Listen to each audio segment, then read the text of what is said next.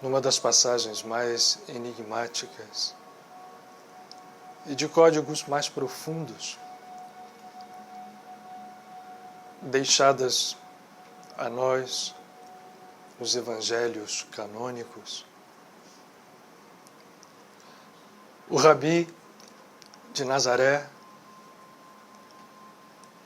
ao falar dos movimentos evolutivos pelo qual passaria o planeta e pelo direcionamento que a geração de seres encarnados e desencarnados dava ao seu próprio destino, profetizava que quando chegados fossem os tempos, os homens estariam, tal como no tempo de Noé, o patriarca Noé, despreocupados da vida e usando códigos profundos, declarava, naqueles tempos, estarão todos descuidados, comendo, bebendo, casando-se, dando-se em casamento. E aí diz uma frase capital: e o amor se esfriará de quase todos, quase totalmente.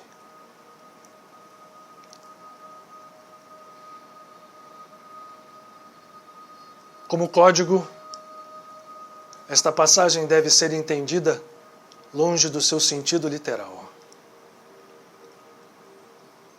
A consciência humana, infelizmente pouco diversamente, a maior parte dos indivíduos que compõem essa unidade planetária, está estacionada nos centros mais baixos de força vital e, portanto, a maioria das pessoas pensa apenas nas ações mais imediatas da vida, caracterizadas pelo egoísmo, cruel tantas vezes, pensando apenas naquilo que vão comer, beber e no uso das energias sexuais, agrilhoando a consciência divina com suas forças divinas, a níveis dominados completamente pelo ego, como nos tempos de Noé, foram avisados do que ocorreria e todos nós sabemos. Entretanto, para deixar claro que toda profecia, e hoje sabemos, até mesmo pelos meios da ciência humana, que passado, futuro e presente se mobilizam em velocidades e em dimensões desconhecidas a nós, o Rabi de Nazaré, em outra passagem, diz: pedem um sinal a mim e a esta geração só será dado o sinal de Jonas, o profeta Jonas, que fora determinado a avisar a população da cidade de Nínive que em 40 dias, não havendo modificação alguma nos corações, a cidade seria destruída. E o que houve foi que a população, tocada pelo aviso, abrindo o seu coração ao auxílio divino, modificou a profecia. Para nossos tempos também é válido não só esse sinal, mas como a constatação do Mestre, ao final do seu código, quando fala que a geração que se aproxima velozmente dos tempos de transformação ativa do planeta, que aliás já são chegados, a ela, dado o sinal de Jonas, é advertido que nosso ego se mantém atrelado a comer e beber, casar e dar-se em casamento, esquecendo-se da força que tudo unifica, que tudo ressuscita, que tudo desperta, e só ela importa, portanto, o amor.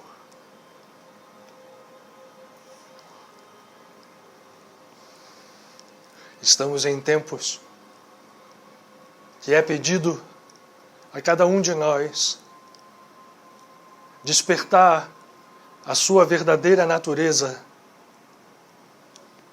porque a essência divina em nós jamais se apagou. Ao contrário, a chama está lá, pronta a arder mais, pronta a iluminar a nós mesmos e através de nós iluminar a todo o mundo. É preciso que cuidemos para que nossa consciência ascenda e possa retornar iluminada, para que todo o nosso ser e todas as nossas forças, todas as nossas ações sejam fruto e decorrência de um amor desperto.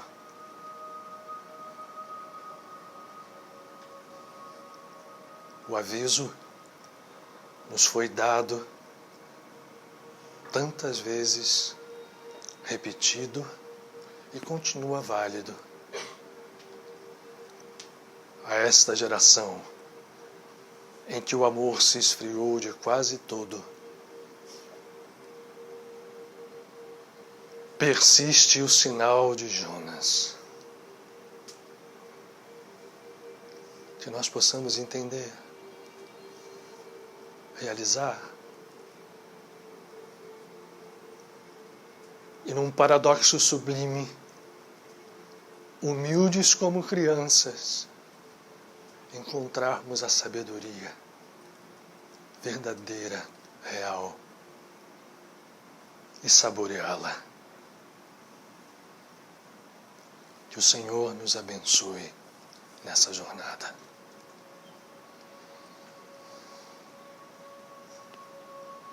Graças a Deus.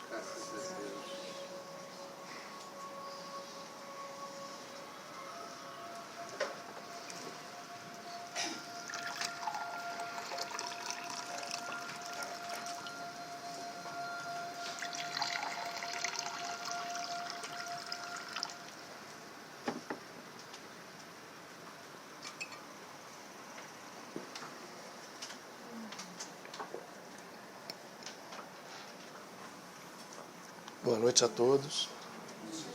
Sejam todos muito bem-vindos. Nossa casa, os de sempre, os de primeira vez, os que já há muito tempo não vêm. Vamos a mais um encontro de aprendizado conjunto hoje. E é o trabalho espiritual que daqui decorre. Hoje eu tenho a alegria de ter conosco aqui um amigo antigo apresentado há pouco tempo. E usar muitos, né? E eu fui conhecendo muitos pela vida. E eu vou pedir a Valéria, hoje eu até não estou vendo o Otton, senão eu ia até pedir. Eu vou pedir ia pedir um. E eu ouvi também, né? Vocês sabem disso, mas ia pedir pegando um pouco do tempo para que nós pudéssemos passar a palavra para uma pessoa, esse amigo antigo a quem eu fui apresentado há pouco tempo, o Ricardo Cury, que aqui está, que eu conheci em São Paulo. Também junto a outros dois amigos antigos apresentados há um pouco mais de tempo, e que a gente vai vendo quando essas coisas acontecem, como a vida tem uma grande tessitura cósmica, um sentido profundo a todo momento, né, da nossa caminhada.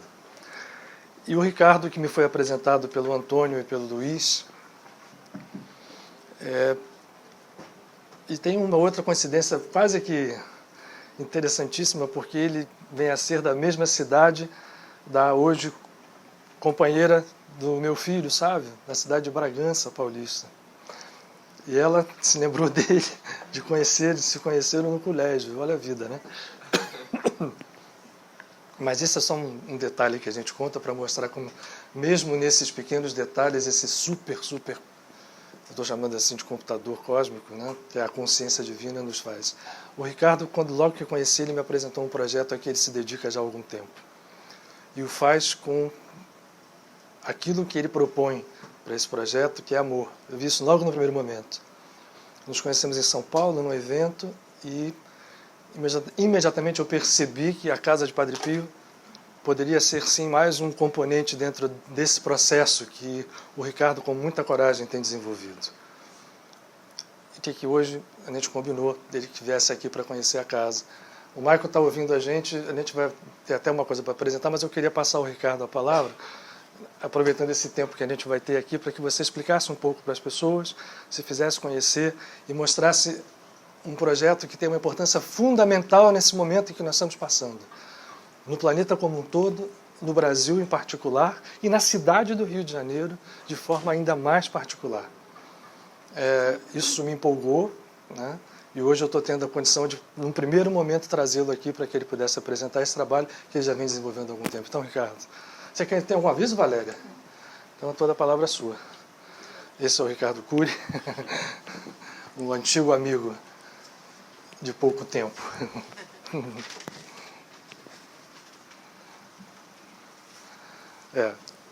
Acho que é melhor puxar um pouquinho mais, né? Oi. Boa noite a todos. Primeiramente agradecer, eu não estava esperando por isso hoje. Mas as surpresas são boas às vezes, né? Como ele já disse, eu sou de São Paulo, mas morei boa parte em Bragança Paulista. Eu sou formado em Relações Internacionais e desde pequeno eu sou bem sensitivo e eu despertei para a espiritualidade ainda na faculdade, enquanto eu cursava Relações Internacionais, e o intuito de ter feito Relações Internacionais era para poder colaborar com o bem-estar da humanidade, ajudar um pouquinho a humanidade a crescer, principalmente em consciência. Naquela época eu não tinha muita clareza de como eu iria fazer isso, mas o meu ponto é que o Brasil, para mim, sempre teve um lugar especial no meu coração, e o Rio de Janeiro em particular, apesar de não ter nascido aqui. Eu sempre brinco que o Rio de Janeiro é meu caso de amor. Nós também. Né? Pode baixar. Cadê o Márcio? Ricardo, enquanto você pode falando, a gente vai baixar a tela aqui, tá? Não se preocupe, não. Meu assistente, ele assuntos nas alturas. Esse é o Márcio aqui. O homem que vem, é a prece que vem do alto. Cuidado aí. Nesse meu processo de evolução, Já queimei o braço. eu acabei me aprofundando no autoconhecimento, na meditação e no contato com os mestres, com os guias espirituais de uma forma muito automática. Foi através de um processo de muito sofrimento, de uma não aceitação. Um processo que não veio ao caso contar aqui, que é meio longa a história, mas desde os 21 anos eu comecei a receber muita informação, a canalizar mesmo e entender melhor o meu propósito no mundo e como colaborar com esse processo de despertar coletivo da humanidade. E aí, com 24 para 25 anos, eu fui para a Índia pela primeira vez. E lá eu comecei a receber toda a clareza do que eu deveria fazer, por que eu tinha essa conexão tão forte com o Brasil.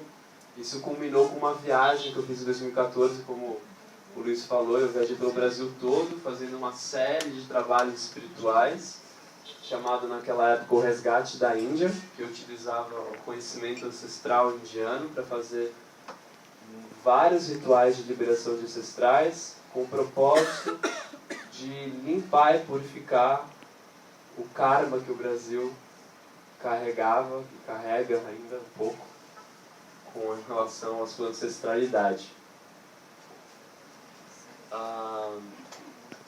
E esse processo todo, quando eu estava no final do resgate da Índia, a gente fez uma viagem eu com um grupo de amigos, começando em Porto Seguro, né, simbolicamente onde começou a nossa história, em Cabralha, e ali a gente, numa aldeia indígena, a gente começou a fazer um ritual de liberação pedindo a permissão do plano espiritual para que limpasse o corpo da nação. E a gente foi passando por vários pontos energéticos, culminando em 12 de outubro de 2014 em Foz do Iguaçu, e no final desse ano, de 2014, foi revelado um projeto que deveria dar continuidade a essa liberação inicial, que a gente fazia o trabalho energético, as liberações nos chakras do Brasil, vamos dizer assim. Então era um trabalho de baixo para cima, para limpar, e curiosamente naquela época começou a Lava Jato também. Eu achei que foi uma super sincronicidade. E todo lugar que a gente ia, acontecia depois um escândalo, uma corrupção estourava, era muito engraçado. E todo lugar que a gente ia, a gente levava a bandeira do Brasil e orávamos pelo despertar do amor no coração de todos os brasileiros, e sempre levando essa bandeira atualizada, na verdade na sua forma original, que não sei se todos sabem. Quem já ouviu falar dessa história, levanta a mão. Que o amor na verdade não é que antes, quem já ouviu falar que ordem e progresso, lema ordem e progresso, veio de uma frase original de Augusto Comte que diz: o amor como o princípio de todas as coisas. Levanta a mão, só para saber. Poucas pessoas. É incrível isso, né? Como a informação não foi ainda difundida mesmo. E, então a gente levava essa bandeira e a gente rezava, a gente fazia uma intenção clara para que esse amor pudesse, primeiro, ser resgatado dentro de nós, nas nossas relações, principalmente na relação com a natureza, com a Mãe Terra que nos dá tudo. E aí no finalzinho eu entendi que esse projeto ele iria em algum momento se materializar como literalmente um resgate no amor na bandeira. Mas primeiro precisava ser feito um trabalho espiritual, que foi muito intenso e continua sendo feito. Mas aí em 2015 eu dei uma acalmada porque foi muito forte o trabalho, eu precisei descansar um pouco, foram 6 meses viajando enlouquecidamente. Daí em 2015 eu meio que descansei. Daí em 2016 voltei a receber as orientações que o projeto precisava ser retomado. E aí o ano passado eu voltei a fazer esse trabalho, só que retomando a partir do 7º chakra, que é Foz do Iguaçu, onde a gente terminou. Daí a gente pediu a permissão do plano espiritual novamente para que a gente começasse esse trabalho de novo, e aí para ancorar a energia do mais elevada, que é o amor. E cada lugar que a gente passa do projeto, nós plantamos um pau-brasil, simbolicamente, para pedir o perdão por tudo que foi feito nessa terra, porque a gente sabe que o nome Brasil vem dessa área. Pode falar, tem outras teorias e tal, mas vamos simplificar, né? É essa. Tem outras místicas aí que não vem ao caso falar, mas basicamente é porque tinha essa árvore chamada pau-brasil, e o Brasil é a natureza, é a representação máxima da Mãe Terra. Então cada lugar é como se a gente fizesse uma acupuntura mesmo. A gente vai lá e planta um pau-brasil. Então a gente fez isso ano passado em Foz do Iguaçu, no dia 22 de abril de 2017. Depois a gente foi para Porto Alegre, Curitiba, Florianópolis, Curitiba, São Paulo. Paramos por aí e agora esse ano a gente retoma no dia 22 de abril aqui no Rio de Janeiro. E junto com o trabalho espiritual que já está sendo feito, como eu disse, desde aquela tempestade, que foi uma coisa absurda, que aconteceu aqui, assim, foi o início. Eu tive um sonho muito forte naquela noite, nem sabia dessa tempestade. E eu vi o coração do Brasil, o Rio de Janeiro, cheio de espinhos, como se fossem chagas, machucado. E eu senti assim...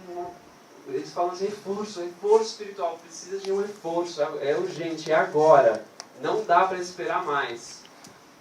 Não dá para esperar mais o quê? O projeto da bandeira precisa vir agora. tá, mas e aí, né? Eu comecei a conversar com eles, mas eu tenho que pedir autorização. Eu já pedi autorização, tinha pedido para a Arquidiocese do Rio de Janeiro para a gente fazer o lançamento no Cristo Redentor e não fluía, não acontecia nada. E eu aguardo. Naquele dia eu recebo uma mensagem do assessor do padre Omar, que administra o Cristo Redentor, dizendo, olha, vamos conversar? No mesmo dia. Foi muito forte isso, e eu vim para cá, e aí nós conversamos e recebemos autorização para a gente fazer uma meditação coletiva no dia 22 de abril, lá em cima do Cristo, ao amanhecer, e nesse dia nós também vamos lançar o projeto nacionalmente, um movimento chamado Amor, Ordem e Progresso, que tem a intenção de resgatar o amor na bandeira, simbolicamente, porque é o maior símbolo de uma nação, mas que isso comece dentro de nós, é para trazer essa reflexão. Claro que a gente sabe que não é todo mundo que vai entender, mas nesse lugar eu acredito que todo mundo sabe da importância disso. Então a gente não está muito preocupado com quantidade nesse momento, mas sim com qualidade. Então para isso a gente precisa de um ancoramento nesse dia, de diferentes casas espirituais do Rio de Janeiro, por isso que eu estou aqui hoje, que eu disse para ele que eu vim aqui para pedir permissão do plano para poder fazer esse trabalho. Não dá para chamar muita gente, porque é restrito, né? O espaço lá cabe no máximo de 200 pessoas confortáveis, vai ter músicos. Mas, além da meditação, vai acontecer um trabalho, a continuidade do trabalho que a gente vai depois descer e vai plantar o pau-brasil lá embaixo, no Parque Lage. Então lá vai ser aberto, assim, qualquer pessoa vai poder participar. Queira Deus caiba, né? Se for chamado. E aí à noite a gente volta para o Cristo e a gente vai lançar o projeto do Amor da Bandeira com uma projeção, uma piada no peito do Cristo com a bandeira escrito Amor, Ordem e Progresso. E a gente precisa de 1,5 milhão de assinaturas para dar entrada no projeto de lei lá em Brasília. Não dá para fazer online. O Brasil ainda tem esse ponto aí que peca no atraso. Descobri que não, essa VAS, né, que chama, essas petições online não funcionam. Elas servem para pressionar só, para opinião e tal, mas para fazer um projeto de lei mesmo tem que ser à mão ainda. O online ainda está em pauta lá na Câmara, no Senado, não sei em que lugar que está, mas ainda não foi aprovado, então a gente não pode fazer online. Então tem que ser à mão. Então eu sugeri para o Luiz que aqui fosse um ponto de coleta de assinaturas para o projeto. A gente precisa dividir essas 1,5 milhão de assinaturas em 5 estados diferentes, da mesma forma que foi aquele projeto da ficha limpa, né, das 10 medidas contra a corrupção. Não esqueça, eu já tive também essas coisas de assinatura, não esqueça de colher o CPF. Sim, claro. Porque senão quando chegar lá, eles invalidam. Sim, não, a gente recebeu lá do governo de Brasília já toda a forma como precisa. Eu fiquei até assustado que quando eu recebi falaram que tinha esse título de eleitor. Eu falei, não, pelo amor de Deus, ninguém dá com título de eleitor. Não, CPF, tudo bem. Eu já estou bem informado, obrigado por avisar. Então a gente começa logo depois do dia 22, então no segundo, dia 23, a gente quer já organizar para que aqui seja um ponto e convidar todos que quiserem ajudar, serem voluntários para espalhar essa notícia para outros lugares, enfim, da maneira como o seu coração sentir que isso pode ser espalhado. A gente vai ter um vídeo que vai explicar sobre o projeto em breve, vai ter um site, tudo ainda não está pronto, mas acredito que até o final do mês tudo isso esteja já organizadinho, para que a gente possa trazer esperança para esse momento que é tão necessário, como o Luiz disse, né, palavras tão belas que parece que foi esquecido, congelou, ou acho que as pessoas simplesmente estão dormindo, né? Não estão sentindo nada. Então a gente precisa mais do que nunca levar essa mensagem, mas não é só mensagem, né? O hino nacional do Brasil, lá está escrito uma palavra muito bonita, uma frase muito bonita, que é Brasil de amor eterno seja símbolo. O que significa ser o símbolo do amor? Ser o exemplo do amor.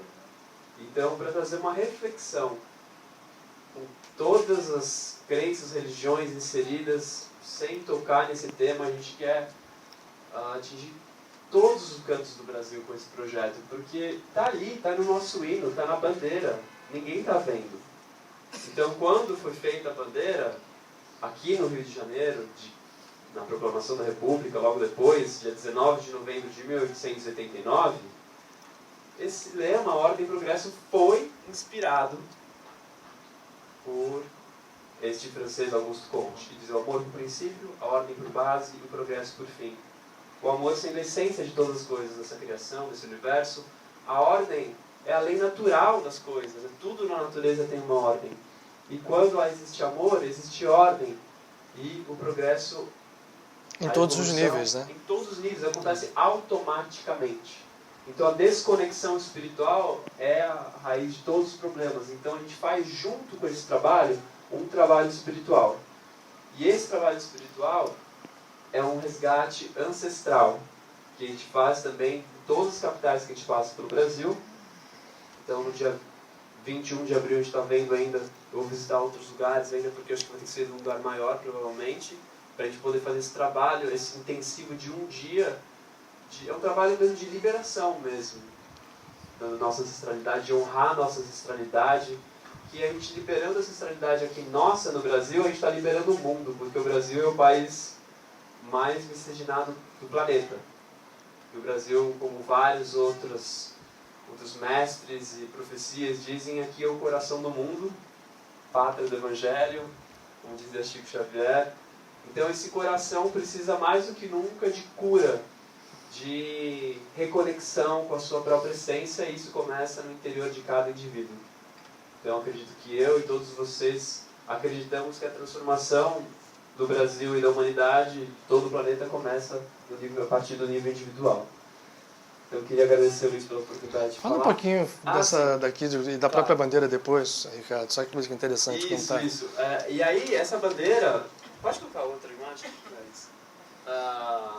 A proposta não é só colocar o amor da bandeira, mas sim também mudar a faixa, porque a faixa da bandeira de hoje, ela está assim, para baixo. Como ordem, progresso e caindo. Não faz sentido nenhum. Então, essa bandeira foi desenhada pelo Hans Donner. Acho que a maioria, muitos de vocês devem conhecer. Surpresa, hein? Então, a gente está fazendo uma parceria com ele. E ele foi muito criticado ano passado, né, quando ele soltou essa ideia que já existe. Essa ideia existe há muito tempo, né? Eduardo Suplicy já tentou, Chico Alencar. É muito mais, na verdade, que Deus está tentando há muito tempo.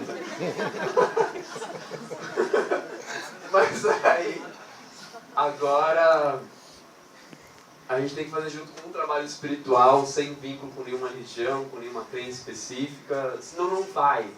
Essa orientação espiritual que foi dada tem que ser feito alinhado com esse trabalho espiritual. Então, claro, importantíssimo, 1,5 milhão de assinaturas, a gente corre atrás de pessoas e tal, mas aí, quem tiver realmente a fim de colaborar, a maior colaboração vai ser a sua própria transformação, no seu nível individual, familiar, no trabalho, e aí um trabalho de autoconhecimento profundo que acho que todos vocês sabem como é necessário, né, para a gente poder trazer amor em todos os níveis da nossa vida. Então é isso, muito obrigado. Ricardo, obrigado a você. Que a gente possa se associar a isso. Obrigado. Bom, gente. Vamos. Olha só, para lembrar, você não falou, mas aqui, ó.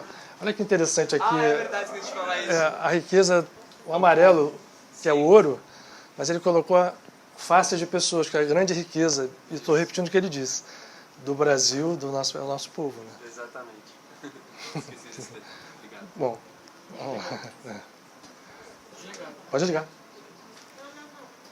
E o site vai estar pronto em breve, vai ser amorordemprogresso.com.br. Vamos ter o site pronto, não sei se tem gente lá embaixo, mas temos o site, então eu estou só repetindo aqui para que se ouve lá embaixo. Bom, gente, com esse belo início, né? Acho que a gente pode ir empolgado nessa nossa... O que houve aí?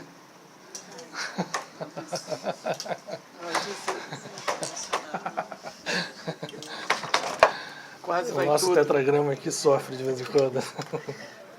Ficou quase tetraplégico.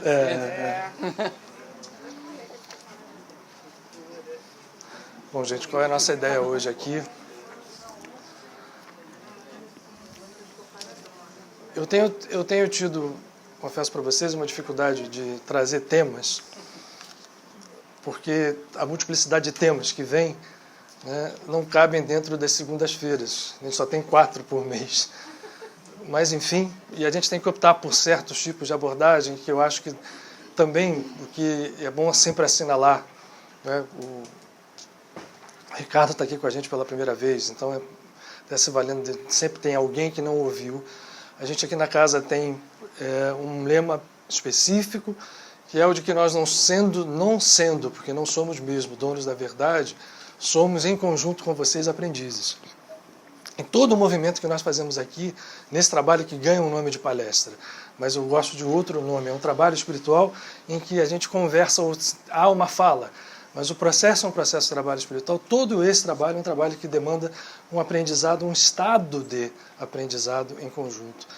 E com isso, eu sempre também ressalto que, tendo esse tipo de primeira premissa, eu também ressalto que daqui da posição que eu estou, me é mostrado muitas vezes o trabalho que acontece não só conosco, que estamos aqui presentes, mas através de nós em muitos outros lugares, numa conexão que hoje é muito clara, né? Quer dizer, na verdade, hoje nós não podemos falar mais no mundo em situações que individualizem processos. O único processo que deve ser individualizado é aquele que o Ricardo ressaltou, que é o trabalho interior de cada um de nós, antes e acima de tudo.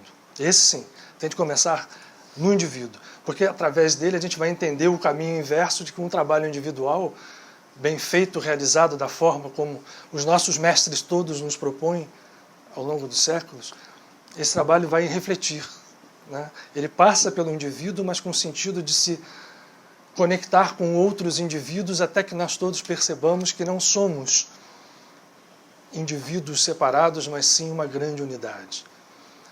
E eu queria lembrar, me vem agora uma frase de um dos grandes mestres Zen do século XX, Suzuki, Tomizo Suzuki, se não me engano, que fazendo uma palestra falava o tempo inteiro usando a abordagem do Zen budismo, que é uma abordagem radical, né? direto ao ponto do não ego, direto ao ponto da iluminação por ausência completa do ego, e por isso tudo trazendo a unidade como premissa e como fundamento e como a única realidade possível. E ele dizia, não há outra saída, e a palestra dele se desenvolve nesse rumo. No final, ele passa a palavra à plateia e alguém diz, mas com muito respeito ao senhor, mestre, eu queria lhe falar, o senhor falou, né, do trabalho de nosso individual, dessa meditação e como nós temos que ir direto ao ponto e como as coisas se processam, mas o senhor não falou do outro e o outro. O outro no sentido. E a preocupação com o outro. Suzuki para, olha assim, mas meu amigo, eu não vejo o outro aqui. Ele pode falar isso, a gente ainda não. Mas essa percepção se atinge exatamente por um trabalho que passa por uma individualidade. É o único trabalho. O resto tudo é conexão.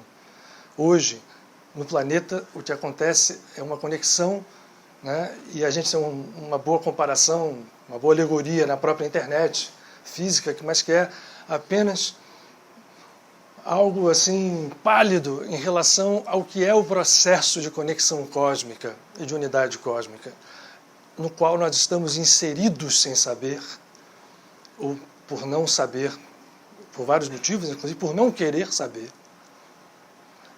e que agora precisa ser conhecido, precisa ser realizado. O planeta passa por um movimento. Aqueles que não acompanham vão ser conduzidos também por esse processo cósmico a outras paragens, mas certamente se nós fizermos essa enquete aqui, nós todos nós queremos evoluir, nós todos queremos despertar, nós todos queremos estar num lugar, num planeta onde a palavra felicidade ganha um real sentido.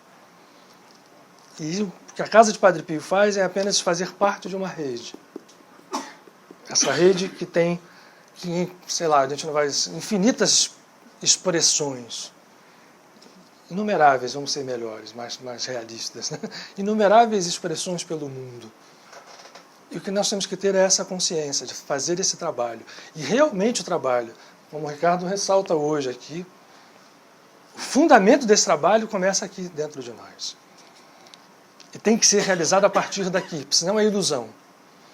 Porque como nós temos uma percepção distorcida em relação ao que é o mundo, a realidade, nós acreditamos muito naquilo que está, entre 500 aspas, fora de nós. Aquilo que nos chega pelos sentidos, aquilo que chega pelos condicionamentos culturais, pelos condicionamentos sociais, por todo tipo de informação que nós atribuímos a fora de nós. E, inclusive, por isso mesmo, vamos atribuir os movimentos espirituais ou as ações espirituais a ações exteriores apenas. Quando essas ações exteriores não terão um significado maior, nenhuma delas, por mais expressiva que ela pareça. E aí eu vou me valer de um missionário que deixou uma... A gente está falando aqui, tem um negócio meio... mas não importa. Um missionário que deixou para nós uma chamada em relação a isso, não importa a expressão do nosso trabalho externo, se ela não tiver uma raiz vinculada a um estado, guardem bem essa palavra hoje, interno, e esse estado interno é o amor. O amor, como a gente entende, amor no sentido extremamente maior do que aquele que nós damos corriqueiramente. Paulo de Tarso dizia: eu posso vender todos os meus bens e dar aos pobres. Isso é uma atitude espetacular, externamente.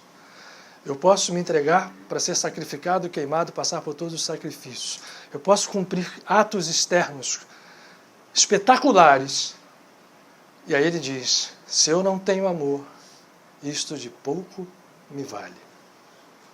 Portanto, o nosso trabalho precisa começar, e aí os nossos atos vão ser expressão desse estado interno. Depois eu tento explicar por que a palavra estado eu vou chamar tanto atenção aqui.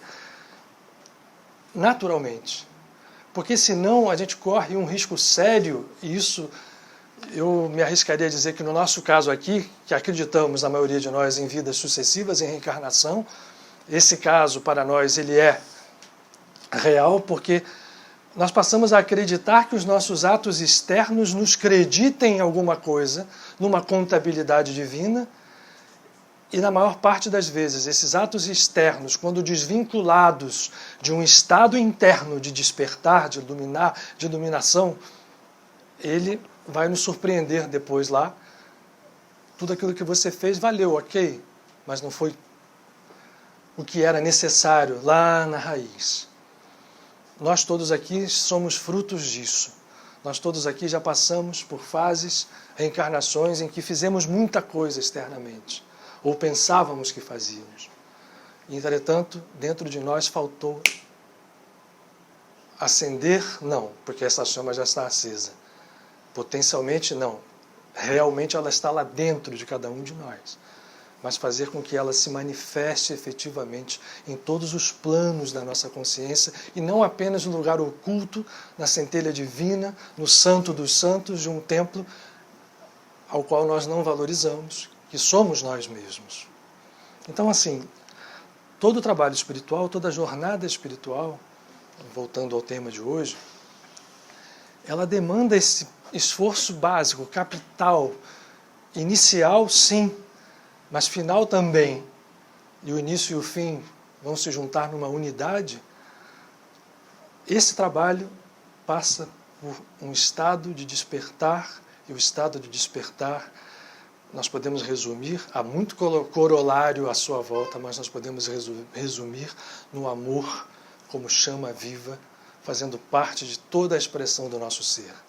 Seja em silêncio, seja através do olhar, seja através do nosso pensamento, seja através de qualquer sentimento que passe por nós, através da nossa palavra e, finalmente, através dos nossos atos, que podem não ser nem tão expressivos externamente, mas serão atos impregnados dessa luz. Ou, às vezes, nenhum ato é preciso. Eu ganhei essa maravilhosa, a gente já tem uma aqui, uma dos nossos amigos da Argentina, família Martos, que desde a época do Rocha Lima visita o Frei Luiz, nos visita aqui e nos traz presente que deixam a gente... Esse São Francisco aqui, lindo, né? Nos fala de um ser que entendeu isso perfeitamente, a tal ponto que, na sua vida de relação, viveu fases muito profundas. Conheçam a vida dele para valer, não apenas aquela que nos é apresentada pela geografia oficial, que nos pinta uma... Nós que estamos aqui hoje falando de jornada espiritual, quando olhamos para o São Francisco, falamos, mas aquele é um santo, não tem nada. E quando a gente olha para a gente, fala, como é que eu vou fazer para chegar lá? Quem esteve em Mendes sabe disso, e sabe que ele passou por um processo em que, até os 25 anos, se nós definíssemos a vida dele, ninguém diria que aquela pessoa, se eu dissesse sem dizer quem era, nenhum de vocês iria dizer que aquela pessoa teria sido um santo, e mais do que um santo, este santo. Mas hoje a gente não tem tempo para ficar detalhando isso, mas era assim. Passou por uma fase organizacional em que fez uma ordem surgir sem que ele quisesse, a partir do seu, e aí sim do seu esforço de transformação, lutou contra ele mesmo dentro dessa ordem e no final se tornou um santo. Não que ele não fosse, mas o estado de santidade surge em tal plenitude que esta é a fase que vai fazer com que este santo seja conhecido por nós hoje. São os seus 2 últimos anos de vida, passados na maior parte em silêncio, passados na maior parte apenas caminhando pela Itália junto com poucos companheiros. A sua ordem estava entregue a outros, a sua organização corria naquele momento em outros rumos. Ok, estamos nesse mundo, ela está aí até hoje, e isso já vale, mas ele entende o que seja a santidade e aonde ele passava, ele curava, e às vezes curava sem nem mesmo ter contato com as pessoas. As pessoas se punham, as cidades geralmente na Itália eram cidades postas em alto de montanhas ou de elevações, as pessoas desciam e ele passava doente em cima de um burrinho e as pessoas só de chegar perto, apenas pela expressão do amor que ele tinha, da pacificação que ele trazia, e ele fez várias reconciliações, fez várias curas, e isso que fez com que Francisco de Assis se tornasse o Francisco de Assis que a gente conhece. Isso é um exemplo para nós. Em jornadas, portanto, nas jornadas espirituais, quando a gente quer começar, nós vamos passear conosco mesmos. E tenho certeza que nós hoje estamos em fases não tão, vamos dizer assim, complicadas como a que ele conduziu, estou usando o exemplo dele, até os 25 anos de vida. Só para dizer uma coisa para vocês, todo mundo conhece a história da sua devassidão, que era mesmo grande, da sua dedicação ao materialismo, mas antes dele se transformar, exatamente antes dele não se transformar, não existe transformação. Existe despertar da sua realidade verdadeira. Isso aqui diz o Zen, o resto é ilusão que vai embora. Quando ele começa a entender isso, imediatamente antes ele estava se inscrevendo num exército de mercenários, de um cavaleiro que era um dos mais cruéis cruzados, chamado João de Brienne, para ir pilhar uma cidade na região da Apulia, no sul da Itália. Essa era a decisão que Francesco Bernardoni tinha tomado. E dali ele toma um choque e desperta o seu estado. E ele vai aparecer com um estado de santidade pleno só depois de todo esse caminho. Então, para nós, eu acho que isso é um grande incentivo. Nenhum de nós, eu acho aqui que está inscrito em algum exército mercenário. Nem nenhuma quadrilha de traficantes. Portanto, temos esperança. Né? Nós temos esperança. E uma jornada espiritual passa por esse tipo de conhecimento. E passos iniciais em jornadas espirituais têm que passar por um reconhecimento, uma vontade inicial, e eu acho que nós todos aqui temos isso. Se não fizemos, muitos de nós já começamos, podem ter certeza que ninguém aqui vai dar o primeiro passo agora. Nós já demos todos, certamente, alguns. Mas quando a gente vai em direção a uma jornada espiritual, a primeira coisa que nós temos que ter é saber o que queremos fazer e procurar saber o que queremos fazer. Que nós queremos. E o que queremos. E como. E o que me animou a dar esse tema foi exatamente porque esse mês, agora eu vou voltar aqui rapidamente, vou ver se eu consigo hoje manobrar as palavras dentro dessa exiguidade de tempo. Esse mês, eu já disse isso para vocês, para quem esteve aqui, que é um mês especial. Nós estamos num mês altamente poderoso, que coincidiu no mês de março uma série de eventos cósmicos, porque nenhuma data física de nenhuma religião, de nenhuma tradição espiritual é devido ao evento físico. O evento físico ocorre porque aquela data se encaixa numa fenda espiritual vibratória. Então, por exemplo, nós estamos na Quaresma cristã. A Quaresma cristã vai desaguar na Páscoa, né, na Semana Santa, como se chama no cristianismo. E, entretanto, isso é muito característico de momentos como nós estamos passando. Realmente nós estamos passando por um momento de transformação planetária e isso está sendo apresentado ao planeta, essa coincidência vibratória, para aqueles que souberem aproveitar, aproveitem.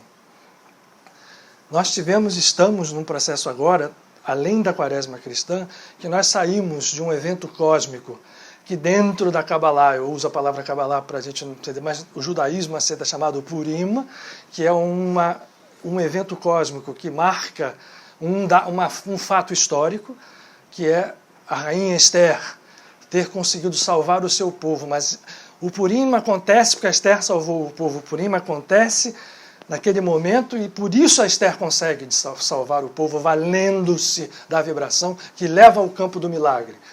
Entre Purim e o começo do mês de Áries, que vai se dar agora, nessa semana, no dia do aniversário da casa de Padre Pio, no dia que nós fazemos 21 anos, 17 de março, começa astrologicamente a lua nova de Áries. Esses dias, que são 16 dias, são intensamente poderosos, nós estamos em meio deles. E aí acontece que entramos no mês de março, também no mês de março solar, por isso olha só o que está concomitante.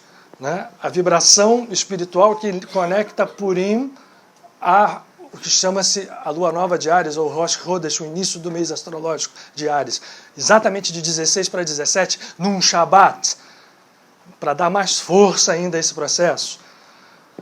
Aniversário da casa de Padre Pio, por isso eu acho que para nós aqui faz muito sentido a gente entender isso.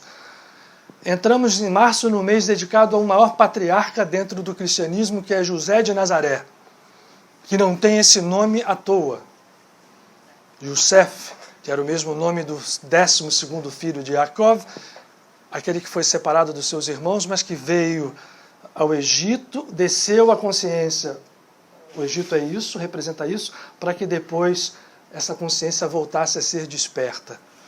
Yosef recebe uma figura chamada Jesus, todo mundo sabe disso, e que foi designado para mostrar com plenitude a capacidade que cada um tem de despertar essa consciência cósmica, crística em si. A palavra Cristo, que é associada então ao nome de Jesus imediatamente pelo cristianismo, significa o ungido, vem do hebraico Mashiach e do aramaico Mashiach. Cristo é grego. E, portanto, ficou aparentado, a cena da individualização que eu falei, né? Não há mais tempo de individualizar numa figura. Porque ele próprio, o Rabi de Nazaré, disse, olha, tomem cuidado, eu vou para que venha o Consolador. E o Consolador é a consciência messiânica. Ele sim vai fazer com que todos entendam o que deve ser entendido. Então nós estamos vivendo esse período. O mês de José. Para quem é cristão, para quem é católico, entrou hoje, só que quem quiser se ligar nisso, quem tiver alguma afinidade, São José é conhecido como um santo também carreador de milagres, começou a novena de São José. tá? Essa noite, são 9 dias até o dia 19 de março, dedicado ao patriarca cristão José. Voltando, na tradição védica, dia 25 de março é o dia do Ramanavami, o aparecimento de Rama, do profeta, do avatar de Vishnu, que precede ao Bhagavan Krishna, que eu estou devendo aqui, repito, para que possa um dia cumprir, estou devendo a vocês, porque para mim é aquele que mais próximo de nós está. Rama é fantástico, porque mostra todo o poder divino e, ao mesmo tempo, todo o estado humano possível. Rama viveu uma vida muito diferente da de Krishna. E isso nos mostra, a nós que queremos fazer uma jornada espiritual, é um grande animador também da jornada. Porque Rama fez uma opção de bobagens. Precisou de ajuda de Hanuman, cujo yantra está aqui, para que a devoção... Bom, não, chega, então a gente vai falar de Rama. Dia 25 desse mês cai o Ramanavami. 25 e esse mês é cheio, o mês da mulher, com toda razão. Nós temos 3 nascimentos, 3 chegadas ao mundo, de 3 grandes santos, 2 santas e um santo, no mês de março também.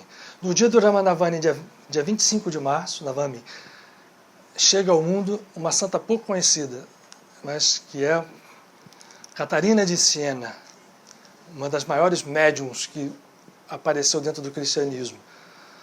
E que tem um trabalho fantástico, porque uma menina que vai aparecendo nela os dons, vão aparecendo os dons e vai aparecendo esse estado de santidade ao qual ela se dedica desde cedo. E essa menina vai ser importante para que o Papa, que naquela época era fundamental, só havia a Igreja Católica para representar o cristianismo no Ocidente, tudo aquilo que estava enfechado nos evangelhos, ela é uma responsável para trazer o Papa da cidade de Avignon, na França, de volta para Roma. E mais do que isso, é alguém que mostra o poder do amor. Não vou falar da vida dela aqui também não, mas dia 25 de março é o dia que ela nasce. 26 de março nasce aquela que para nós é uma mãe espiritual. Está lá no fundo, o grande retrato dela, nossa amada Teresa d'Ávila, que vem ao mundo dia 26 de março. Que para nós todos, podem ter certeza disso, mesmo que vocês não saibam, é mãe espiritual. Nós todos estamos aconchegados ao seu trabalho espiritual, que por sua vez era devota de São José, intensamente devota, e que falou muito da oração o tempo inteiro. 27, para acabar, nasce outro que para nós é uma ponta, São Francisco de Paula.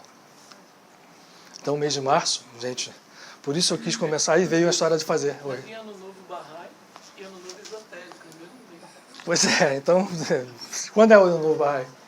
Eu acho que é dia 20, 19 a 20. Mais uma informação. Então, a gente vê o que março está nos oferecendo. Por isso eu quis que a gente pudesse ter aqui uma conversa sobre jornada espiritual, iniciante para nós todos. Eu trouxe... É para São Bento 22, né? 22 nasce São Bento também. Enfim, eu me deixei... na verdade, isso me convenceu. Depois, dia 9 de março passado, nós tivemos o Mahasamadhi de Sri Yukteswar, precedido no dia 7 pelo Paramahansa Yogananda. Sri Yukteswar tem uma frase que eu vi, inclusive, num grupo que o Miguel tem no WhatsApp e passei para o Facebook, em que Sri Yukteswar diz que, resumindo, né, não vou ler tudo, mas ele diz o que o buscador da espiritualidade tem que fazer quando quer buscar um caminho espiritual, e essa é a única saída, ele deve esquecer o seu passado completamente, porque o passado nosso está manchado pela lei kármica a qual nós estamos submetidos. Porque se você se prende ao passado, você fica absolutamente agrilhoado às ações, a tudo aquilo que você plantou, e isso te deixa entrar num processo de círculo vicioso que foi muito bem ressaltado pelo Buda Sakyamuni, o Sansara. São reencarnações que se procedem e se sucedem com muito pouca efetividade evolutiva. Então ele diz, com coragem, esqueça o passado e comece a fazer um trabalho espiritual. E o trabalho espiritual diário tem só um fundamento, o amor. Porque se o homem não encontra a divindade, não encontra a consciência divina dentro dele, e isto só pode ser atingido pelo amor, ele não fez trabalho espiritual nenhum. É preciso que ele movimente as suas forças para isso. E aí ele termina com a frase que eu acho que é que nos vale todos. Se assim é e assim você entende, comece hoje. Porque começando o esforço espiritual hoje, o futuro brevemente lhe reservará melhores notícias. Ou tudo melhorará num futuro muito próximo. A gente não acredita nisso, sabe por quê? Até porque as tradições espirituais com muito boas intenções, e principalmente aquelas que nos falam muito do pecado, da culpa, da punição, que enfatizam a sua atenção dentro desse, vamos chamar assim, desse ângulo do processo, elas vão nos trazendo como que um peso a carregar, e esse peso muitas vezes impede os nossos grandes movimentos, que devem começar pequenos, e nos fazem acreditar que a felicidade nesse mundo é algo indesejável, que só há felicidade verdadeira num mundo vindouro. E aí, para cada uma das tradições espirituais, tem um tipo para o céu, né, para planos superiores. Mas, ao fazer isso, criam certos tipos de processos internos que, ao invés de nos ajudar a evoluir, atrapalham a nossa evolução. Nós somos aconselhados, ao contrário, a não esquecer o passado, muitas vezes, a buscar na culpa, né, uma expiação, um processo, mas esse processo, ao contrário, não. Os grandes mestres, inclusive Jesus, para aqueles que, porque o cristianismo, o judaísmo também, mas o cristianismo, mas mesmo as tradições espirituais orientais, mal entendidas, que muitas vezes são, nos colocam dentro desse viés e dentro desse trilho, dessa medição Maya, por isso a palavra Maya, entre ação, desta ilusão. Maya é a palavra, eu usei medição de propósito, porque Maya significa o medidor. Aquele que dá limites à história e faz esses limites se tornarem opressivos e de repente se transformam em prisões verdadeiras, nós estamos agrilhoados ao passado, a tudo aquilo que o passado nos proporciona, e nós vamos caminhando dentro desse processo. Em algum momento nós vamos evoluir dentro dele. É importante que você ressalte isso. Esse não é um processo não evolutivo, ele é. Só que é evolutivo num determinado padrão. O que esses grandes mestres, todos eles nos trouxeram, foram códigos para aqueles que têm vontade de entender, mas muito claros, nenhum deles oculto a tal ponto de que não fosse possível que os percebêssemos, que o que nos vale, o que é mais importante, é um movimento ao contrário, e fazer um movimento de olvidar ou de esquecer o passado para refazer um processo futuro passa por um entroncamento. Não há como fazer isto e entrar nesta nova percepção, em um novo padrão de realidade, porque senão será um movimento falso. Eu não posso esquecer o passado de uma forma diletante, não existe isso. Se eu estou dentro da mesma lei, continuo sendo o mesmo ego, continuo agindo da mesma forma que eu agia, é balela dizer que você esqueça o passado e vai assim acontecer. Não. Então é preciso, o entroncamento desse processo é o estabelecimento de um estado novo dentro da nossa essência que não muda, e esse estado novo é o amor. O exemplo eu falei da palavra estado, porque a única coisa que nós precisamos mudar em nós é o estado.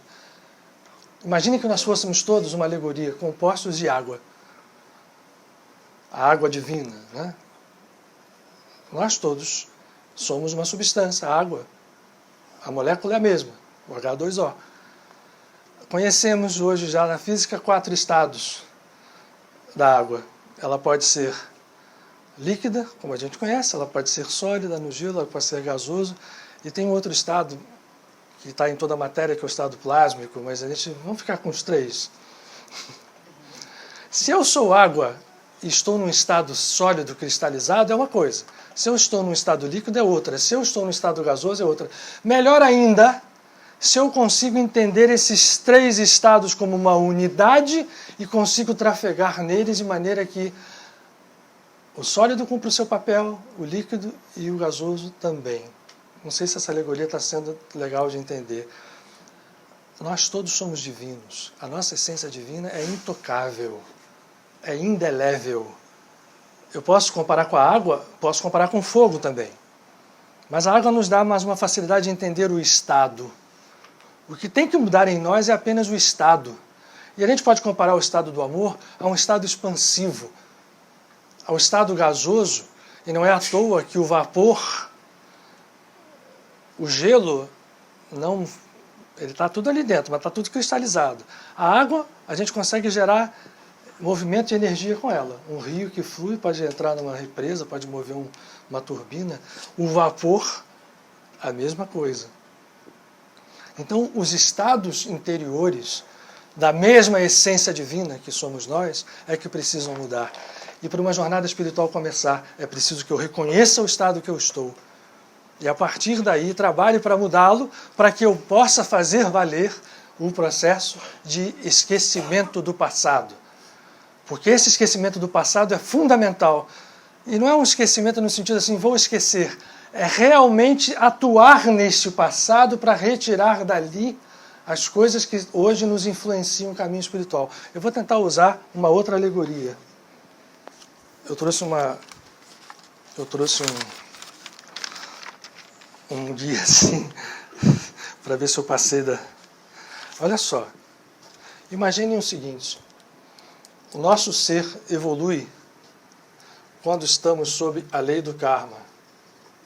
Lembrando novamente Tiriyukteswar, e com ele aprendeu o Paramahansa Yogananda, ao trazerem ao Ocidente a mensagem espiritual da Índia ancestral, baseada no entendimento de que as religiões não são nada mais do que expressões de uma mesma unidade, e que todos os grandes avatares falaram a mesma coisa em relação à preponderância do amor universal como substância de tudo, Paramahansa Yogananda nos deixa com muita coragem nos seus livros, nas suas obras, a afirmação que ele aprendeu dos seus gurus de que a meditação e principalmente a técnica que ele trazia, que mesmo ele diz que não é a única, o Kriya Yoga é um processo de mergulho dentro de nós para realizar uma limpeza kármica e fazer com que a evolução nossa, que anda a passos lerdos,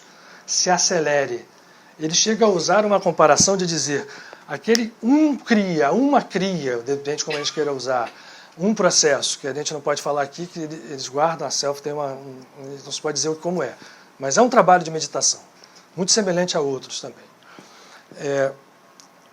Uma cria feita com toda a consciência e seguida de um ato de amor, no sentido de se entregar à divindade, acelera 1 ano. Ele faz uma comparação corajosa, inclusive matemática. 1 ano de evolução. Ou mais. E dependendo do estado, mais anos. Então, ele está falando de um acelerador kármico. De um modificador. Jesus falou isso o tempo inteiro, tá, gente? Jesus veio categoricamente para deixar claro, quando ele utiliza, eu vou tentar mostrar isso para vocês aqui, um mecanismo de entrada dentro desse estado de consciência superior que nos faz nos libertar desse trilho kármico, é como se nós estivéssemos andando em trilhos e estivéssemos andando num trem. O trem carrega tudo aquilo que nós plantamos no passado e se move num trilho que exatamente nos dirige por força daquilo que o passado para nós criou. Esse trem vai numa velocidade, vai num trilho, e esse trilho leva a um destino. Esse destino é fruto desses movimentos, e nós podemos passar, né, toda a ferrovia tem desvios, né, mas estamos andando nesse nível. Eu botei o trem visto de cima, tá? Se vocês entenderem. Agora que a gente viu, agora que eu me lembrei de lembrar. Eu não podia botar um vagãozinho aqui para fazer a perspectiva lateral, mas deu para perceber que o trem está rodando aqui no trilho. Isso está movimentado por combustível da nós, e o passado nos leva, e nós estamos... Se a gente não mexer em nada, não mexer no motor, ele vai nos levar ao destino que está aqui. Se eu fizer algum tipo de movimento, ele pode nos levar a outros destinos, que podem ser melhores, vamos chamar assim, ou não, do que este aqui. Mas no fundo, o destino final de alguém que começa uma jornada espiritual de verdade, independente da forma com que ele se utilize, da tradição espiritual que ele adote, se ele quiser fazer através do trabalho, por exemplo, do Paramahansa Yogananda, se ele quiser fazer através do trabalho, basta tudo aquilo que Jesus trouxe bem entendido, se ele quiser fazer através da Kabbalah, enfim, independente da caminhada ou de que ele adote, este processo kármico vai acontecer no momento em que eu estou aqui preso a esta dimensão. Mas nossa jornada espiritual, quando a gente quer fazer, nós temos que entender algo para começar. E é isso que os mestres nos ensinam. Não podemos ficar presos a essa dimensão, porque isto aqui leva a uma inércia. Inércia, nesse caso, a gente entende inércia como alguma coisa que nos deixa assim parados no lugar. Mas inércia, num conceito real, é você manter um movimento qualquer. Então, por exemplo, se eu disparei um movimento e vou ficar naquilo a vida toda, eu estou num movimento inercial. A inércia é quando eu não faço ações para mudar esse movimento. Eu posso fazer, vou repetir, no mesmo plano. E aqui significa que eu estou ainda dentro de uma lei, a lei do karma. O que os grandes mestres nos trouxeram? Uma novidade absoluta. Eu posso chegar aqui de trem, eu posso chegar aqui com outros meios de transporte. Um avião, por exemplo, me levará muito mais rápido. Para a figura ficar perfeita, eu vou comparar o avião, posso acabar esse desenho tosco aqui, que vocês já entenderam, mas para que a figura fique mais clara, quando eu uso um avião, eu necessariamente terei que sair do plano, não é verdade? Vocês gostaram desse? Eu vou botar uma asinha aqui em homenagem ao Paulo Rui. Não é isso? Eu não posso mais trafegar aqui com um trenzinho. Quando eu faço isto, eu ganho duas coisas: velocidade e liberdade. Não são mais trilhos que me circundam, eu consigo fazer. E se eu estiver aqui, necessariamente, porque as figuras são sempre perfeitas. Vamos imaginar o seguinte, que quem botou esse avião no alto e subiu já ganhou consciência tal que ele não está se dirigindo mais a destinos ruins. Ele já entendeu que pode sair para destinos muito maiores. Em duas coisas muito importantes: velocidade e liberdade. Não é à toa que Jesus diz que o conhecimento da verdade, e ele não define verdade propositalmente, quer ser um absurdo definir algo que não dá para definir, só dá para viver. As definições de verdade são todas falhas. Ele diz que o conhecimento da verdade nos liberta. Ele diz que aquele que tem o conhecimento e que se entrega e que se une ao Pai... Agora vamos começar, gente, tá? Eu queria fazer uma meditação. O que se une ao Pai se transforma no Pai e para esse acaba a multidão de pecados. Opa, mas Jesus não falou isso, ele falou que a multidão de pecados acaba quando alguém ama. Então dá para a gente entender que é o amor que nos leva à unidade e que evolução espiritual, jornada espiritual, passa pelo amor, porque o amor necessariamente nos leva à percepção de unidade cada vez mais. Primeiro ainda com o outro do lado de lá. Que é a verdadeira religião, no religare, da palavra religar, nos religa, nos une, nos faz aderir à natureza do Pai, que é a mesma nossa, fogo desperto, velocidade elevada, consciência no alto, e a partir daí eu posso descer aonde eu quiser. Eu posso utilizar todas as energias do meu ser, inclusive nesse mundo, para atingir aquilo que eu quero, porque é uma decorrência natural. Nenhuma jornada espiritual faz sentido se ela não se inicia com esse passo fundamental do amor, porque ele é a unidade. Agora eu vou usar...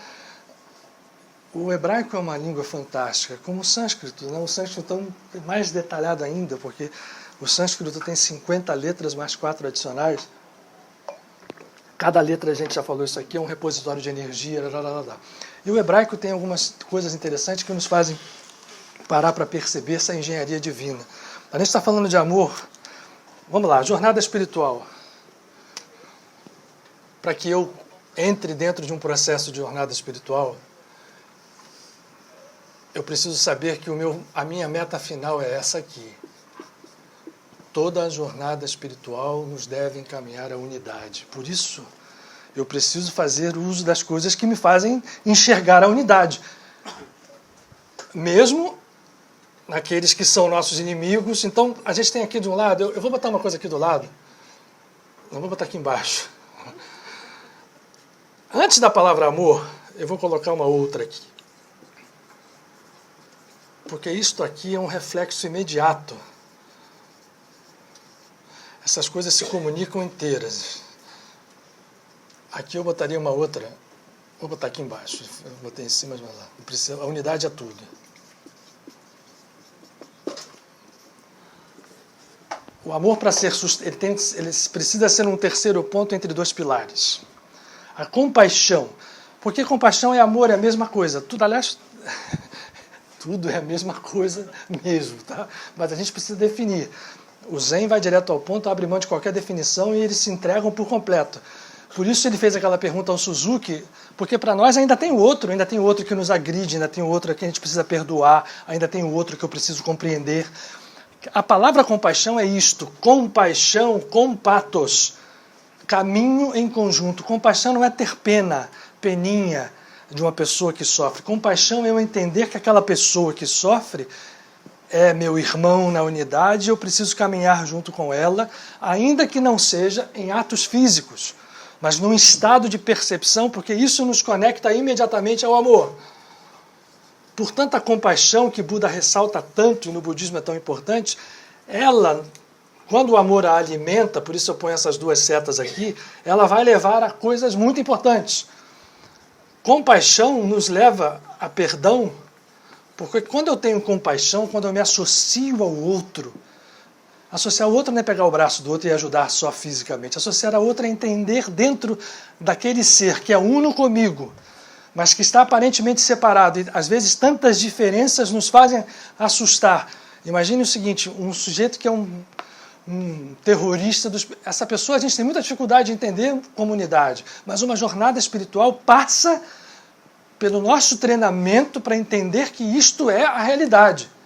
Senão a gente vai continuar caminhando naquele trilho. Ok, é uma decisão. Quando eu tenho a compaixão dentro de mim, eu me associo à percepção do caminho que o outro faz. E aí isso me faz, quando eu estou buscando o amor e a unidade, fazer com que entre em ação o perdão. E o perdão é fruto de algo, eu botei uma outra coisa aqui. Deixa eu botar antes. Quando eu tenho compaixão, eu tenho algo que é fundamental para romper aquele trilho do trem. O estado de não julgamento do outro. Esse estado de não julgamento do outro facilita, porque julgar é assim, é bom ou ruim.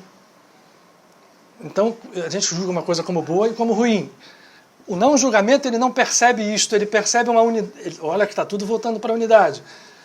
Mas quando a gente... Vamos falar sério, gente. Nossos julgamentos são quase sempre para dar cacete no outro, né? A gente julgar uma coisa boa, vamos lá, entre 10, 2 a gente julga bom.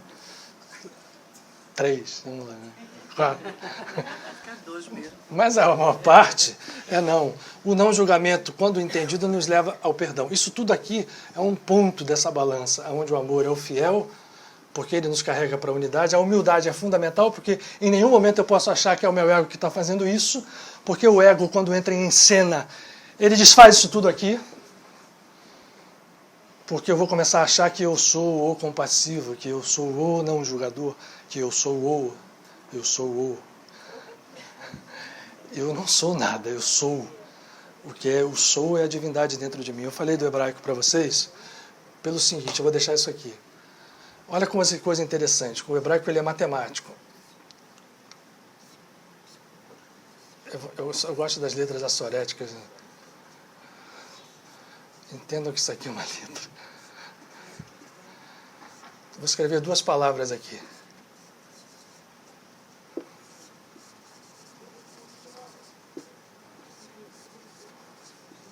Deixa eu botar mais bonitinho, gente. Dá para vocês entenderem, porque aí é desentender demais.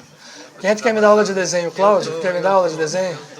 Eu topo. Você tá nervoso para desenhar. Deixa eu botar aqui. Não, é rapidez. É só se eu tivesse mais tempo eu desenhava mais bonitinho. Isso aqui é uma letra só, tá? Vamos escrever ela de uma outra forma, que é mais fácil? Eu não vou usar a sorética, não. Vocês vão ver. Vamos fazer assim. Agora melhorou um pouquinho, né? Yes! Olha lá. Eu tenho 2 palavras aqui. Echad. Unidade. Uno. Você leu. Acho que ela também leu. O Márcio também leu. Menos mal. Não estou tão ruim assim. Vocês conhecem aquilo que... Aliás, Jesus fala isso. Cara, o que Jesus faz de coisas... Jesus nunca deixou de ser. Ele, quando é perguntado pelos aqueles que o questionavam, os sacerdotes, qual era... O que estava na Torá, ele diz assim, Torá tem 2 coisas, amar a Deus acima de tudo, todo o seu coração, todo o sentimento, e amar ao próximo como a si mesmo. A Torá está resumida aí. Não foi só ele que falou, outros rabinos falaram isso, contemporâneos dele. E ele faz assim, ele fala, no Evangelho está lá, ouve, ó Israel, Adonai, o Hashem, o nome é teu Deus. Adonai, o Hashem, é um. Shema Israel, Adonai Eloheinu, Adonai Echad. Essa palavra, lembre-se que o hebraico, como o alfabeto romano, né, os algarismos romanos são letras, assim também é. Essa letra, aí vocês têm que acreditar, vale 1. Essa vale 8. E essa aqui vale 4. Soma. Essa daqui, Ahavá, Echad, 1, 8 e 4, soma 13. É 1, unidade. Ahavá, 1, né, igual aqui. Vai lá, Cláudia, 5. Beit, 2. Rei, 5. Qual a soma? Ahavá é amor. Echad é 1. As 3 letras da primeira palavra, 4 mais 8 mais 1, somam 13.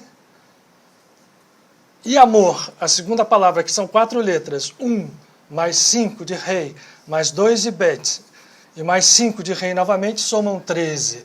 A igualdade dos números leva à igualdade do código que está por detrás.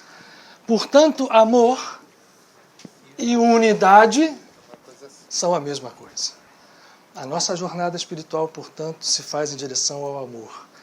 E quando ela se faz em direção ao amor, ela tem que caminhar, esses são os nossos passos. Nós temos que entender a compaixão, temos que entender para chegar ao amor. Começando do outro lado. Compaixão e unidade, e humildade, desculpem, são as partidas iniciais. Não julgamento e perdão funcionam para quê isso aqui? Isso aqui tem uma função absurda.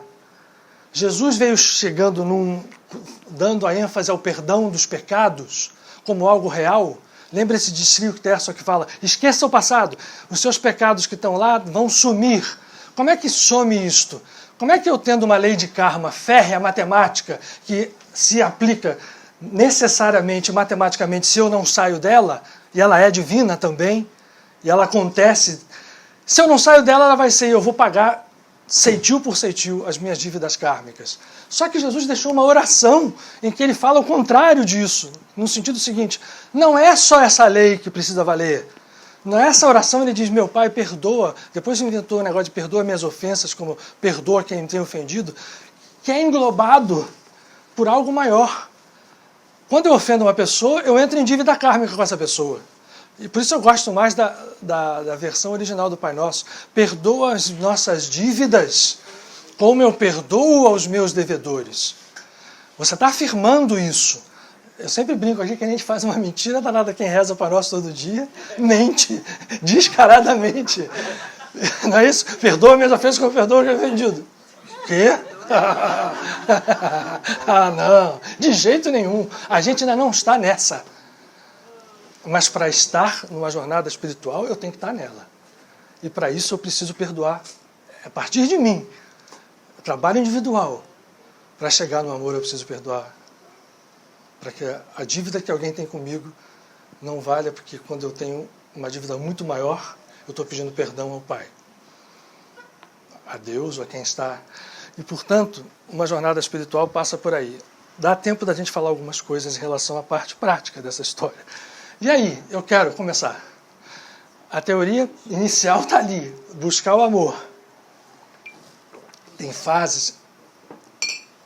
A gente ganha todo dia de presente uma coisa, um dia.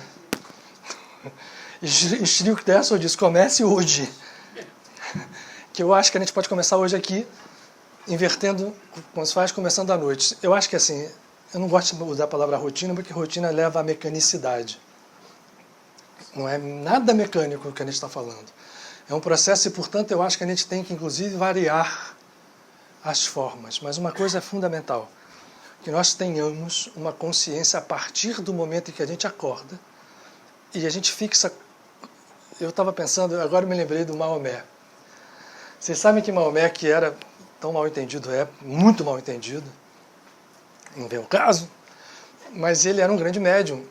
E no primeiro momento em que ele tem todo aquele movimento de chamada espiritual para levantar o povo que andava, ele tem um desdobramento e vai aos planos espirituais e encontra Abraão, Moisés, Jesus. Isso é descrito na sua caminhada espiritual. Ele passa por Jerusalém e lá em cima ele recebe uma determinação. Pede ao seu povo para rezar 50 vezes por dia, porque é assim que tem que ser. Aí ele vai descendo e vai contando para os outros patriarcas, e o pessoal diz a ele, olha, Maomé, 50 não vai dar. E aí ele volta e negocia, como todo bom árabe, e todos os semitas.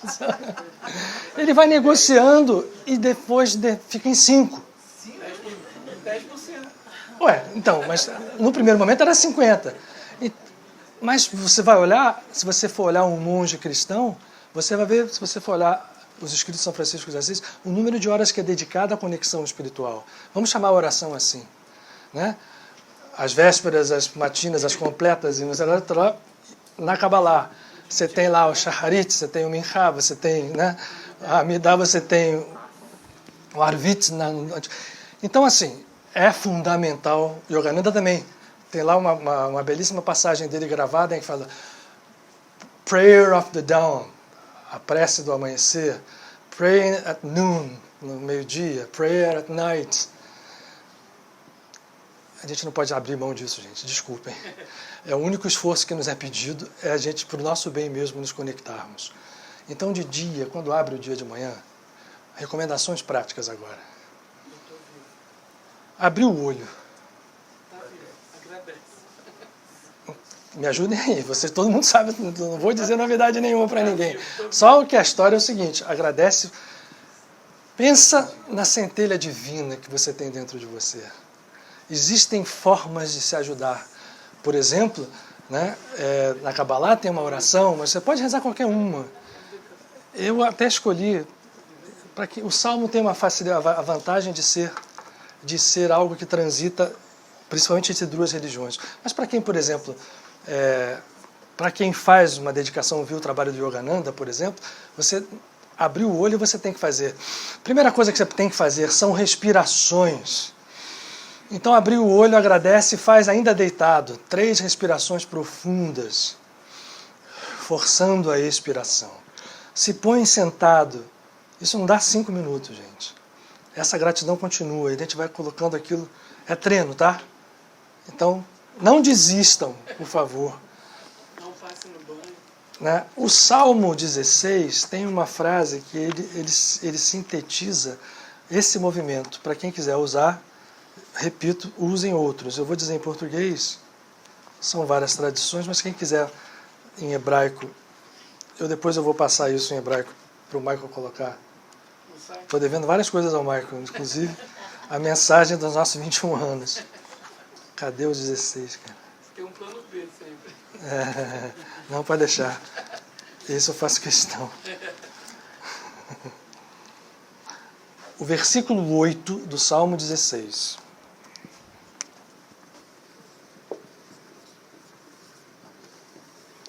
Vou ler em português. Ele diz: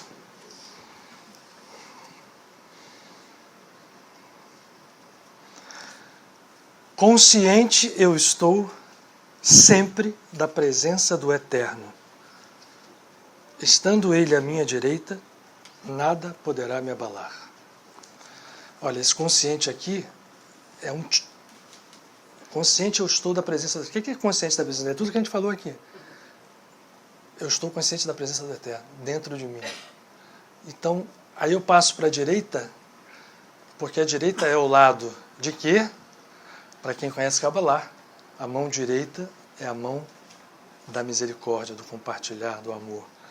Estando Ele à minha direita, olhando assim, né?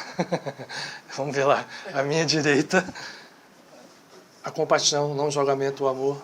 Eu estando fixado nisto, nada poderá me abalar. Em hebraico, é uma frase tão conhecida que muitos cabalistas dizem que se você esquece de fazer aquelas orações enormes que se faz de manhã, todo cabalista, como todo cristão que, né, leva a sério o volume, não precisa necessariamente, tem que ter a consciência. É uma frase em hebraico que é muito conhecida por todos, que é Shivit Adonai Lenegdi Tamid. Aí depois vem Ki Mimni Balemot. Estando à minha direita, a tua presença nada me abala. Essa frase tem um poder mântrico. Muito bem. Aí a gente pode fazer a nossa oração. Eu recomendo que a gente tome banho e não deixem de tomar uma chuveirada fria no final do seu banho, gente. É um belíssimo banho de descarga. Fria mesmo no inverno. Se tiver medo, deixa o chuveiro quente ficar bastante para não, né? E aí depois que estiver bem quente, desliga e deixa o frio valer. E aí fica ali. Vocês vão ver que é legal. Se puder, vão levantando as mãos assim, ó. E dá uma respiração. Respira profundo. Gente, eu estou falando sério. Isso é uma coisa que faz uma limpeza chácara. Se quiserem tomar um banho de descarga, existem vários aí. Tem o Gilberto aqui que é mestre nisso, pode ajudar você. Salmão da Costa, Sal Grosso. Mas se não tiver isso disponível, basta isso. E vamos para o dia. Aí é um treino. Ao meio-dia, ou perto dele, parem, por favor, e voltem a essa consciência por alguns minutos. Para isso, 3 respirações são auxiliar. Vai para um canto, ou se você puder fazer. E imagina no seu chakra, aqui, na presença do chakra da consciência crística, uma chama acesa aqui.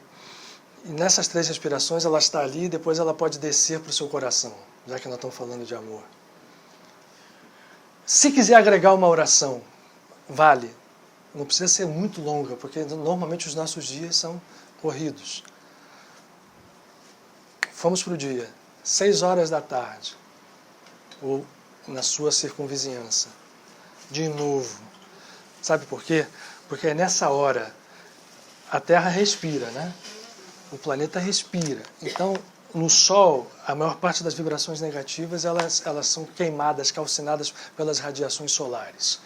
À noite é o movimento inverso. A Terra começa a botar para fora tudo aquilo que a consciência humana, a nossa perturbada, que vive naquele processo ali, daquele trilho. E a gente até foi bonzinho, porque a maior parte das pessoas não tem nem consciência, igual aquela. Comem, bebem, se dão em casamento, casam, estão com a consciência toda baixa aqui.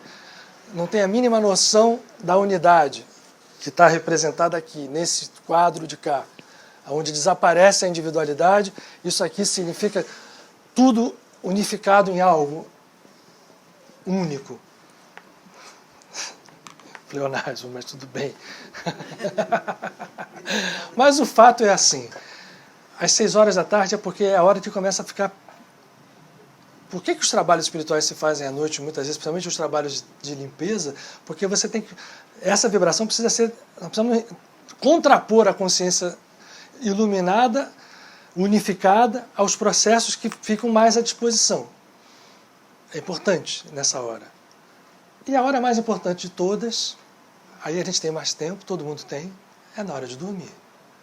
Aí ali, gente, não seja 1 minuto nem 2, porque isso tudo que eu falei aqui para vocês pode se dar em 2, 3 minutos. Né? É o acordar, agradecer, usar uma frase qualquer da religião ou da tradição espiritual que mais seja adequada a vocês, a afinidade do seu coração. Pode ser uma que vocês mesmos inventem. O importante é manter aquilo como conexão para o seu Cristo interior, vamos usar assim, para a sua centelha interna que está ali, e começar a sair fora. E começar a se expandir. O dia vai passando, mais alguns minutos ao meio-dia, mais alguns minutos às 6 horas. À noite, gente, vamos dar pelo menos uns 10, 15 minutos. Se puder, uma meia hora. Aí ali cabe, gente. Aí cabe mesmo. Primeiro, uma reflexão do dia. Não para se culpar. Não para dizer, puxa vida, olha só o que eu fiz. No sentido de que esse que eu fiz aqui vai para o fogo lá. Vai ser queimado para o meu sacrifício. Ah, caraca. Nós entramos também nesse mês no livro do Levítico, onde se fala dos sacrifícios, da queima de animais, do fogo. Isso não pode ser lido de uma forma literal. O sacrifício da queima de animais é exatamente a queima desses processos internos. A gente transforma o vermelho do sangue, que é o sangue é muito bom, mas ele é exatamente o que no livro do André Luiz, Missionários da Luz, o Alexandre fala isso. O sangue é a conexão entre o perispírito, o corpo etérico e o corpo físico. É ele que chancela a nossa chegada na matéria e a nossa permanência nela. A gente transforma com o sacrifício de fogo, e Krishna fala que a cria é exatamente esse sacrifício de fogo que está simbolizado nesse livro de Levítico, como a queima dos nossos instintos animais pelo amor. A gente transforma o vermelho do sangue. Primeiro sai preto, mas depois fica branca da fumaça. É a tal mudança de estado.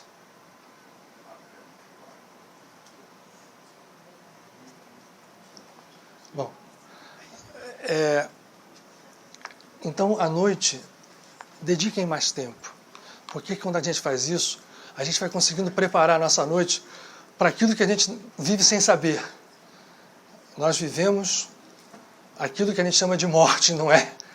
Toda vez que a gente dorme, não tem morte nenhuma. A gente está desdobrado, a gente está mergulhado dentro do nosso ser, trabalhamos com o nosso inconsciente, mas de uma forma quase sempre completamente descalibrada, descontrolada. Quando a gente começa a ter esse processo, aí eu recomendo uma meditação mais longa, uma oração mais sentida, porque aí o tempo tem, né? E aí, na hora que botar a cabeça no travesseiro, vocês vão ver como as coisas começam a mudar. Porque aí eu só vou lembrar dele. Faz isso. Vai começar a melhorar a curto prazo. Enquanto não melhora, não deixa a peteca cair. Vamos continuar nos esforçando, porque um dia dá um estalo. Parece que foi de repente, mas não foi.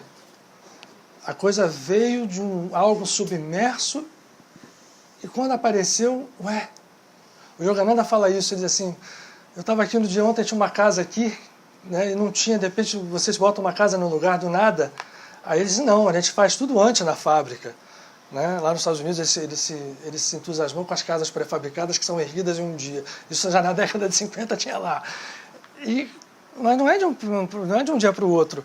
Vem tudo pronto, a gente só arma. Então a gente trabalha esse trabalho diário que parece às vezes não dar resultado nenhum. A gente está montando lá. De um dia para o outro, nós construímos a nossa casa. Como volta a dizer Jesus, sobre pedra. Sobre rocha. E não tenham dúvida que quando a gente faz esse esforço, nós estamos secundados. Enquanto a gente não consegue andar sozinho, a gente ao menos já começou a fazer isso aqui, ó. Dar o braço estendido, porque imediatamente vai ver alguém, vai nos agarrar por ele, vai nos carregar junto, enquanto a gente não tem condição de fazer o caminhada sozinho. Mas esse movimento de fazer isso, nem esse a gente faz, né? na maior parte das vezes. A gente tem vergonha, tem orgulho de pedir ajuda, ou pede ajuda de uma forma orgulhosa também, mas enfim, vamos fazer ao menos 5 minutos. Desculpem, gente, é só porque vem muita coisa na cabeça, e aí eu não tenho ainda condição de colocar isso exatamente como eu gostaria de colocar. Eu confio mais no que eles passam para vocês num discurso não verbal, na vibração. Cada um de nós tem alguém do lado aqui trabalhando e muito ao nosso lado, deixando essas sementinhas lá dentro da cabeça.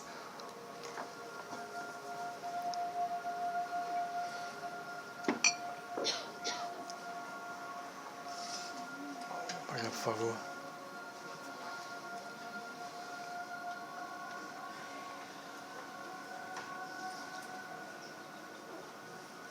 Vamos respirar profundamente, de modo ritmado. A respiração é o veículo não só do oxigênio, mas também da substância invisível, que é a energia vital, que é a base da realidade física, que está concentrada em nosso corpo, nas suas trilhões de células, que se manifesta dos nossos corpos sutis, mas que está plena, livre, nessa unidade que é a presença divina. Porque Deus, ou melhor chamando o sagrado, que é pai, é mãe, é amigo, somos nós, é omnipresente. O ar, o oxigênio, e os outros gases que o compõem não são o seu único componente. O mais importante é essa energia. Nós já conhecemos como prana, como ti, como ki. Seja o nome que nós venhamos a dar. Quando um coração de um filho ou de uma filha, como nós aqui estamos, se abre, movido pela intenção mais profunda do amor, para que essa presença, através dessa força criadora, restauradora da nossa identidade original, curadora, quando o nosso coração se abre e quer se transformar num canal vivo a compartilhar com amor, com compaixão, portanto, com perdão.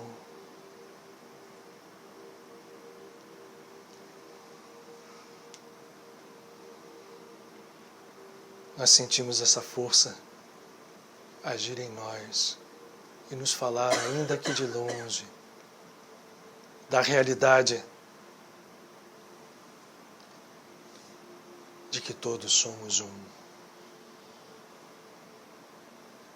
Com os olhos fechados, respirando.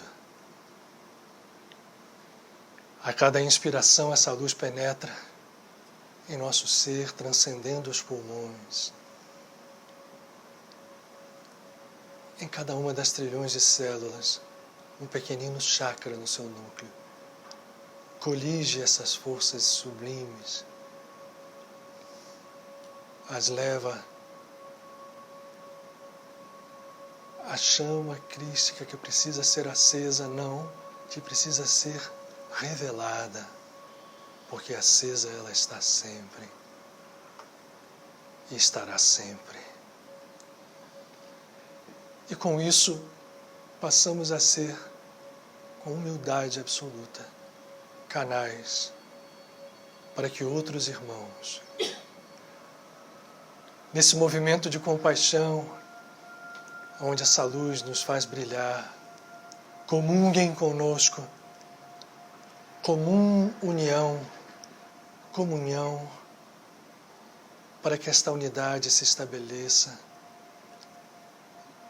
e no mistério dela mesma expresse na diversidade infinita claramente a sua natureza una. E o amor, sem condições, é a chave que movimenta esse organismo cósmico, nos unindo a Ele. Que todos aqueles que aqui estão conosco, que não merecemos a companhia, irradiem através da união de nossos corações nesse momento, esta força viva que cura, que transforma, que renova aonde seja necessário.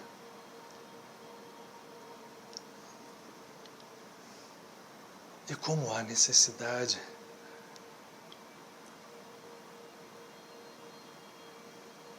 e expandidos nesse amor, queremos humildemente pedir permissão para pedir pelos nossos amados, nossos filhos, nossos pais, mães, amigos, para que esta cura se dê onde eles necessitam, em humildade ainda mais intensa, pedir por nós mesmos.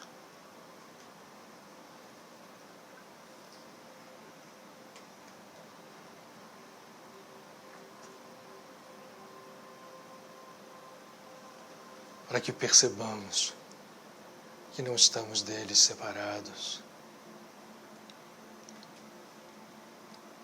que possamos sentir e saborear a força desse amor que é tudo.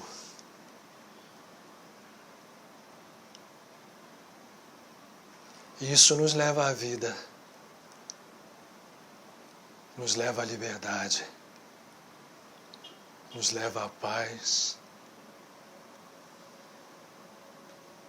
e à felicidade.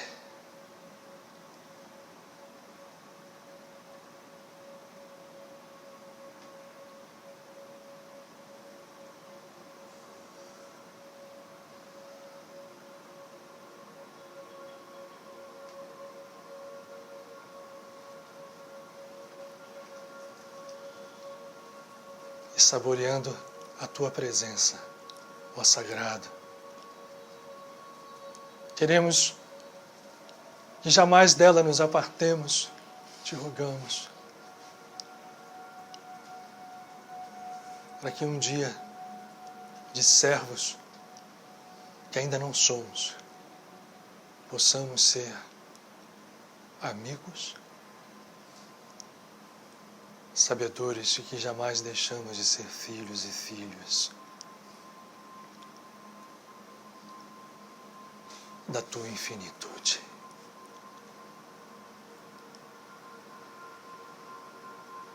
Obrigado, porque não há amor sem gratidão.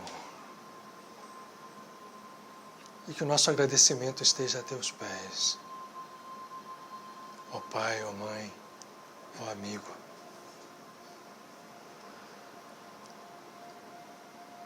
E que nós saiamos daqui elevados em consciência, mas de pés firmes no chão, fazendo uno aquilo que não pode ser separado. Que a Tua paz seja conosco, por todo sempre. Vamos respirar, voltando ao nosso corpo.